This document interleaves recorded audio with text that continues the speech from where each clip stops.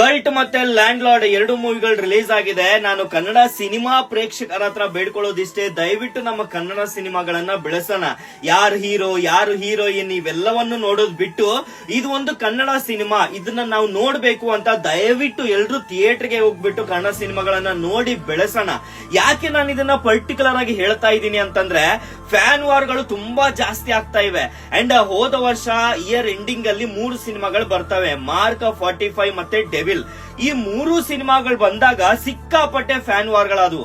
And ಅದು ಎಷ್ಟು effect ಆಯ್ತು ಮೂವಿಗಳಿಗೆ ಅಂತಂದ್ರೆ, ಈಗ ಸುದೀಪ್ ಸರ್ ಫ್ಯಾನ್ಸ್ ಡೆವಿಲ್ ಮೂವಿಗೆ ಹೋಗಲ್ಲ, ಅಂಡ್ ಡಿ ಬಾಸ್ ಸರ್ ಅವರ ಫ್ಯಾನ್ಸ್ ಮಾರ್ಕ್ ಮೂವಿಗೆ ಹೋಗಿಲ್ಲ. ಅಂಡ್ ಇದೆರಡರ ಮಧ್ಯೆ ಬಂದಂತ 45 ಮೂವಿ ಅದಕ್ಕೂ ಮೋಸ ಆಯ್ತು. ಇದೆಲ್ಲ ಫ್ಯಾನ್ ವಾರ್ಗಳಿಂದ ನಮ್ಮ ಕನ್ನಡ ಇಂಡಸ್ಟ್ರಿಗೆ ಲಾಸ್ ಆಗ್ತಾ ಇದೆ ಅನ್ನೋದು ನನ್ನ ಅಭಿಪ್ರಾಯ.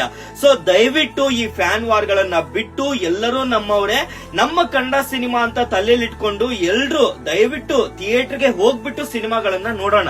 ಇದು ನನ್ನ ಅನಿಸಿಕೆ ಸ್ನೇಹಿತರೆ. ಇದ್ರ ಬಗ್ಗೆ ನೀವೇನ್ ಹೇಳ್ತೀರಾ ಅಂತ ಕಮೆಂಟ್ ಮಾಡಿ. ಹೆಚ್ಚಿನ ಅಪ್ಡೇಟ್ಸ್ ಗಾಗಿ ಹಾಗೆ ಕನ್ಫರ್ಮೇಶನ್ ಗಾಗಿ ನನ್ನ ಫಾಲೋ ಮಾಡಿ, ಮೆಸೇಜ್ ಮಾಡಿ. ಧನ್ಯವಾದಗಳು.